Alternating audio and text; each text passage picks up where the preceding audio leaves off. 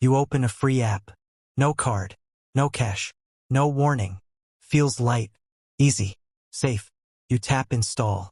And you move on. But pause for a moment. Nothing valuable is truly free.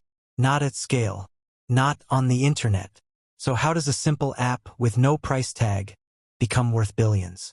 To understand that, we must slow down. Very slow. And look at what is really happening. Imagine a busy street market. You walk through it every day. Vendors watch quietly. They don't stop you. They don't talk to you. They just notice where you stop, what you touch, what you ignore. Now imagine that market never forgets. This is the world of free apps. At first glance, they look innocent. Games, photo editors, social platforms, fitness trackers, flashlight apps. They promise convenience. They promise fun. They promise connection. And they keep those promises. But there is another promise. One you never hear. The promise to make money. A lot of money. So the question becomes simple. If you are not paying with money, what are you paying with? The answer is not hidden. But it is buried. You are paying with attention. With behavior. With data. Not personal secrets. Not your name. Not your face. Patterns. Patterns are more powerful than identities. When you open an app, the clock starts. How long do you stay? Where do you tap first? What do you scroll past? Do you stop on a video for 1 second? Or 5? Or 10? Do you like it? Share it? Save it? Think your favorite shows are just for fun? Every play, every pause, every scroll is being watched. And not just watched. Tracked, measured, cataloged, sold. Your free time, your choices, your reactions, they all have a price. You think you're relaxing, but behind the glowing screen, a silent machine is learning everything about you. How long you laugh when you gasp, even what makes you reach for popcorn. Every click is a tiny breadcrumb, and someone somewhere is following it. When you open a streaming app, it seems innocent. You scroll through thumbnails, pick a show, maybe a movie, and press play. But in that very moment, invisible eyes are recording. Not human eyes, no. Algorithms, artificial intelligence, complex networks of data points, all designed to watch, understand, and predict you.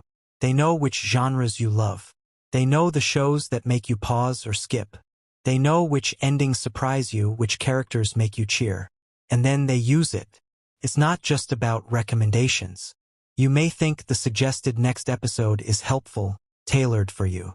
But it's not magic. It's business.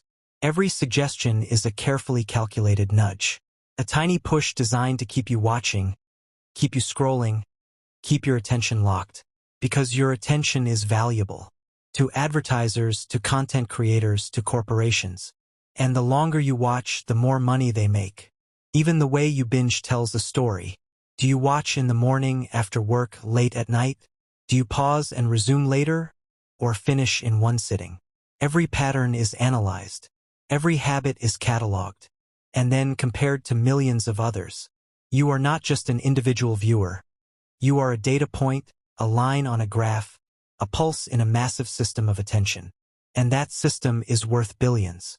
Imagine this, a world map lighting up with every single screen in use. Streams of glowing information flowing from homes, apartments, dorm rooms, cafes, everywhere. Tiny dots moving, connecting, gathering in towers filled with flashing lights. Corporate headquarters humming, algorithms feeding, profits climbing. And you didn't spend a dime. Or did you? Because every second of your focus, every reaction, every click has a cost. And it doesn't stop with what you watch. Your device itself is a spy. Microphones, sensors, even your viewing speed and volume adjustments are logged. The apps can detect how engaged you are, whether you're distracted, whether you're laughing or sighing. Think of it as a digital X, one that's uniquely yours. Every session builds a profile, more detailed than any social media profile. And it's not just stored. It's used to sell, to predict, to manipulate. Advertisers love this. They pay for it. They bid for access to audiences who will respond. Want to see more thrillers? They know. Interested in documentaries? They know. Planning a family movie night? They know. Every prediction sharpens their campaigns, their strategies, their revenue. And your viewing history becomes a product, a currency you didn't agree to trade but did anyway. It's not limited to commercials. Even the content itself is designed for this system. Cliffhangers, mid-episode twists, post-credit scenes, all engineered to maximize engagement, maximize attention. The algorithms test which scenes make viewers binge, which ones make them abandon.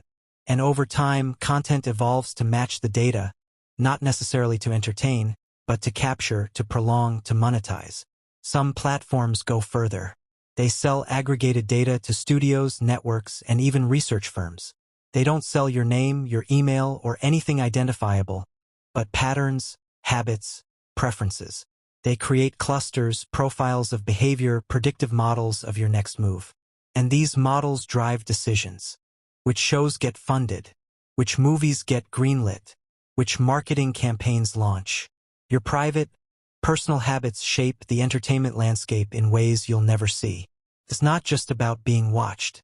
It's about being understood, dissected, anticipated. Every laugh, every tear, every gasp, measured. And if you think it ends when you close the app, think again. Cookies, background activity, passive tracking, cross-platform analytics, your attention continues to be logged. Your behavior continues to be mapped. Your choices continue to generate value, all without a single dollar leaving your wallet. And it's global. Hundreds of millions, even billions of people feeding data every day. Streaming in the morning in Tokyo, at night in New York, during lunch in London. All connected, all tracked, all converted into insights and profit. This is why the industry grows so fast. Why every year the giants earn more than ever. Why free and paid services alike are in a race for attention.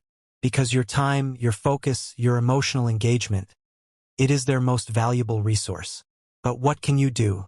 Awareness is the first step. Realize that your free time is not entirely yours. Small steps matter. Adjusting privacy settings, reviewing watch history, limiting background activity, being mindful of your engagement. The more you understand how the system works, the more control you regain. Because knowledge is power. And even in a world built to monetize your attention, you can reclaim agency over your habits, your focus, your time. And next time you sit down to watch a favorite show, pause for a moment. Look around. Remember, the screen is glowing, yes, but it's also listening, learning, and earning. And somewhere in the background, billions of dollars may be moving. All from your choices, your reactions, your attention. Free isn't free.